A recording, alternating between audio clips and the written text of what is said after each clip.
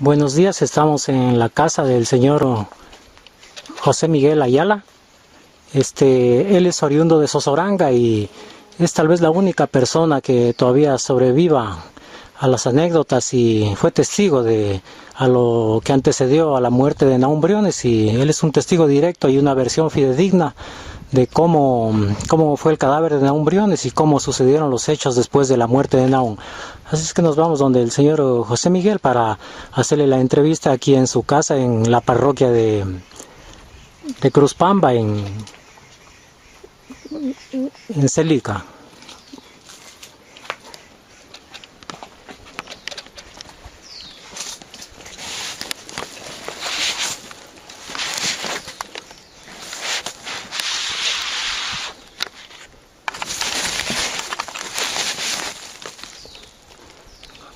Buenos días, señor José Miguel Ayala, a sus órdenes. Ya.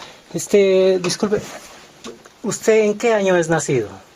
1919. 1919. Sí, en octubre, el 24. Ya. ¿Y usted es propiamente oriundo de Sozoranga?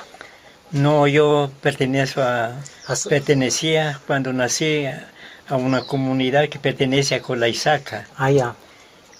Linda esa comunidad con las comunidades de Sozoranga. Claro, está cerca. Sí, pero hay una distancia de donde yo nací y vivía mi papá a Sozoranga, unas 2 leguas por lo menos de distancia. Era como de esa cordillera así, claro, de frente. Lo que vivíamos era la parte oriente, sur es para acá, ¿no? Sí. Entonces vivíamos la parte del norte y Sozoranga estaba a la parte sur. Claro. Exacto, a una falda así. Ya. ¿Y usted en este momento qué edad tiene? Yo más o menos unos 15 a 16 años. Tenía en el momento de sí, que acontecieron los acontecimientos de la muerte de Nahum. Sí, sí. ¿Y cómo fue, digamos, cómo se enteró usted? Decir que la novedad en ese tiempo era que Nahum recorría y por ahí él hacía sus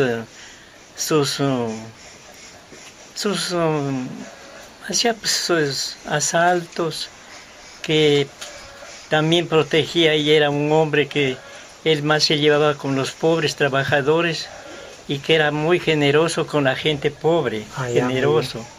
No, él llegaba por ahí, esos recorridos se oía ya desde más antes, un año que él recorre, pero no conocíamos porque nosotros era campo lo que vivíamos, ¿no? Pero ya era mentado, él ya lo... Sí, pero se oía era la distracción para la gente en trabajos de Nahum, que asaltado por allí, que hacía él sus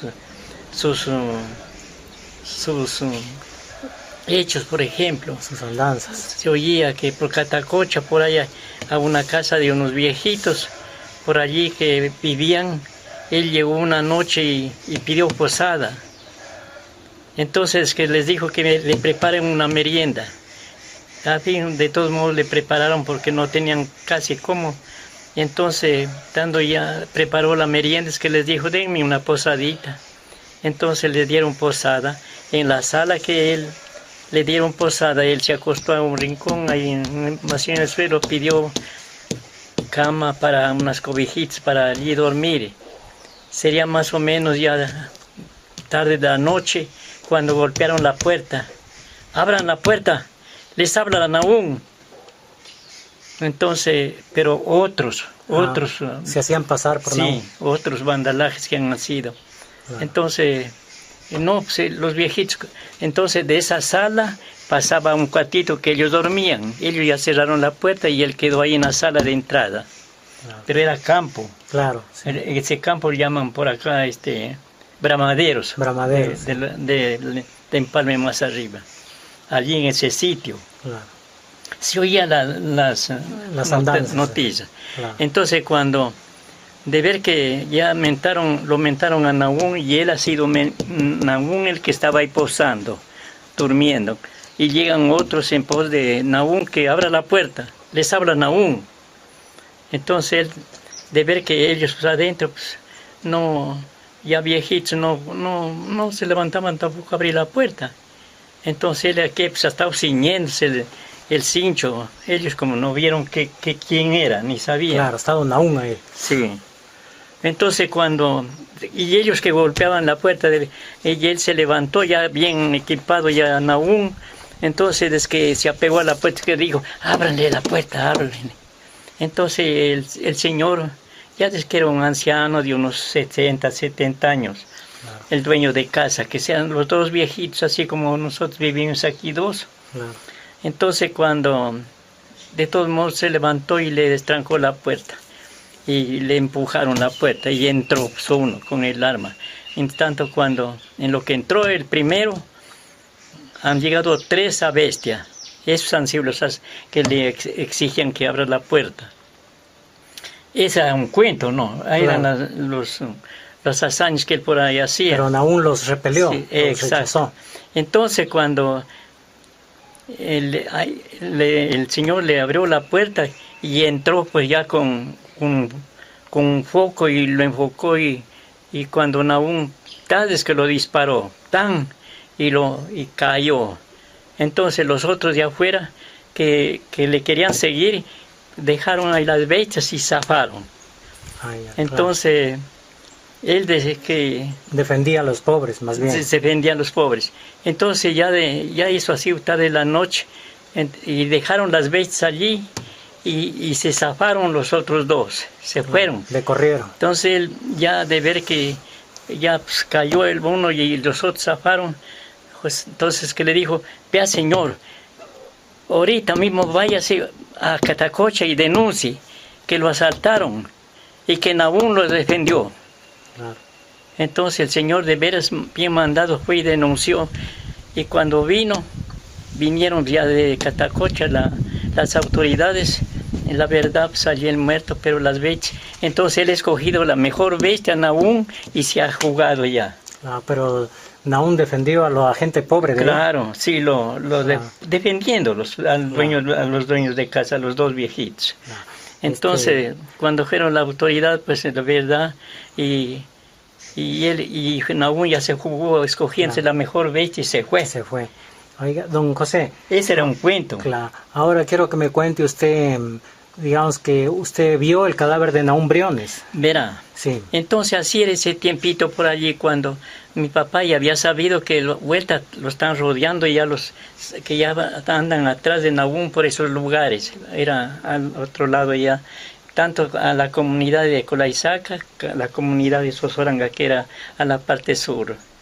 Entonces cuando una de eso, de madrugada, mi papá pues ya ha estado despierto y oyó la balacera en Sozoranga. ¿Se oían los tiros?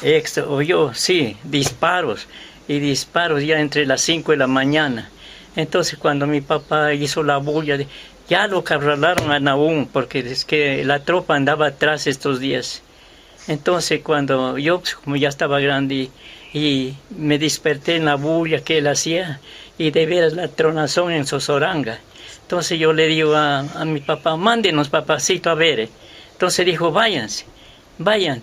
Y entonces con otro hermano menor de 12 años pegamos la carrera. Era distante, largo, pues, siquiera eran unas 2 leguas. Claro. Porque era de una falda de así, y los disparos eran como puede ser por acá, por estos campos así, a Sozoranga. O sea, pero fue bastante largo la balacera. Sí, seguía. Entonces nosotros muchachos, digo usted, pegamos la carrera. Cuando ya para llegar a Sozoranga era una cuestita de salir arriba a la población. Ya la gente, ya más o menos a las 6:30 bajando la gente. Decían, ha sido pequeño Nahum. Nosotros peor. Entonces ya faltarían unos 2 kilómetros para llegar al pueblo, cuando que a la parte de arriba de la parte ya oriente casi ha sido la tenencia política, la entrada del lago de Cariamanga, la tenencia política. Entonces en la plaza, silencio, que todita la gente ya ha estado arriba donde estaban los cadáveres. ¿Y usted llegó donde estaban los Nahum? Donde estaban los cadáveres. Entonces cuando diga usted, son un muchacho curioso, la gente que no había cómo entrar, pero nosotros como de quiera entramos, y cuando nos pegamos de así, a la casa, así era el techo, la casa. Allá había sido la tenencia política. Entonces los cadáveres echados así. Y entonces yo me apegué al lado a la derecha de Nahum, que estaba allá ahí acostados, allí los dos cadáveres, otro joven. Y entonces yo me apegué así, y ahí estaban. Entonces ya salió un soldado y uno de los militares, y le pulseaban la muñeca, le pulseaban así, muerto, pues ahí que estaba él. Y de ahí de vuelta con un terno. Nahum estaba acostado con la cabeza a la parte norte y los pies a la parte sur, le hacía la gotera. Claro. Entonces... ¿Y cómo era Nahum el aspecto, el tamaño, cómo estaba pequeñón, vestido? Pequeño. Pequeño, sí, más o menos. Y gordo, y la carita redonda era, la patilla bajita. Ya. Entonces yo me apegué a la derecha, que estaba el cadáver allí, me apegué ahí al ladito. Entonces esta parte derecha le corría pues aquí sangre de las sienes, así. Claro. Él era la patilla baja. Entonces el terno era, ese tiempo usaban terno de montar, ¿no? Claro. Plomo claro, así era. Camisa, terno era, ¿no? Claro. Botas de ruso, nuevitas eran las botas, que se cosían así, de aquí delante así. Claro. Entonces... O sea, bien vestido él. Sí. Pero, y estaba con buenas botas y bien vestido. Sí, todo nuevo, todo nuevo. Claro. Entonces, no los tocaban ni la ropa, estaban, como digo, con la misma. Ese rato pues, todavía no les hacían autopsia, nada. Ahí estaban acostados en el suelo, en la gotera, los pies a la gotera y la cabeza hacia la parte norte, quiero decir, sí, bien digo norte. Claro. Entonces, cuando en eso, que estábamos así, yo por ejemplo así, y el cadáver estaban aquí acostados así. Vino una señora tapada con una chalina, y el mayor pues hacer como este corredor, estaba paseándose para así, pasó y regresó. En lo que estaba regresando, en ese derecho que yo estaba, vino una señora, yo no la había conocido, pues a la señora tampoco. La mujer de Nahum, a veces. Sí.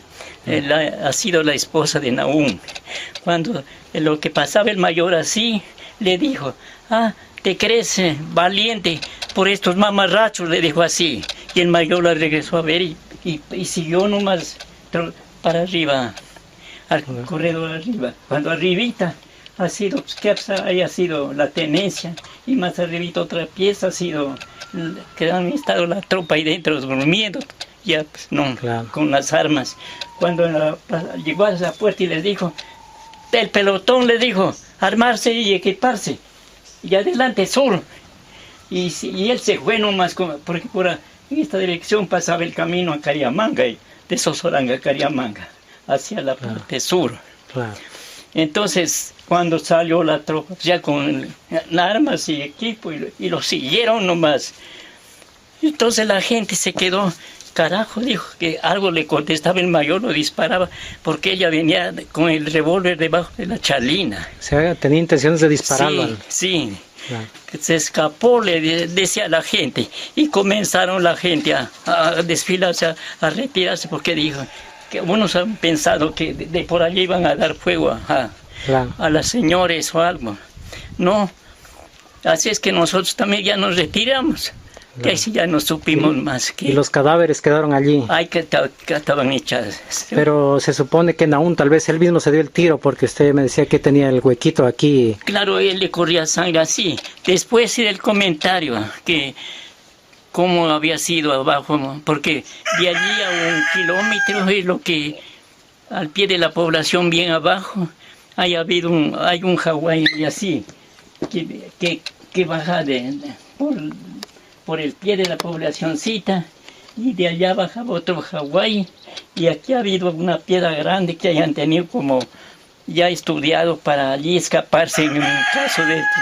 No, entonces allí se han arrinconado, ya, porque ellos han estado bebiendo esa noche para arriba, ¿no? Bien arriba, de ese bosque que han tenido allí. Entonces, cuando de madrugada, ya entre las 5 de la mañana, porque más antes, entre medianoche sería, manda Nahum, ya se les acabó la bebida, ya estaba bebiendo en un sitio que llaman las pozas, bebiendo. Entonces se les acababa el trago y manda a un compañero de Nahum a comprar abajo en el pueblo más bebida. Claro. Entonces, ¿qué le dijo? Se llamaba Víctor Pardo, creo el propio que se iba. Entonces, es que le dijo, sí me voy, pero deme jefe su revólver. Toma, es que le dijo el revólver, lleva. Entonces no venía. Ya iban los gallos apurando y ellos ya se les acabó la bebida.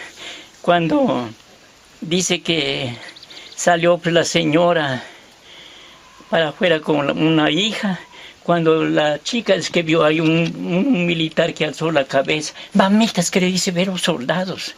Entonces regresa y le dice, Nahum, por Dios, la tropa. Ya, señoras, que le dijo, cálmese, es que dijo.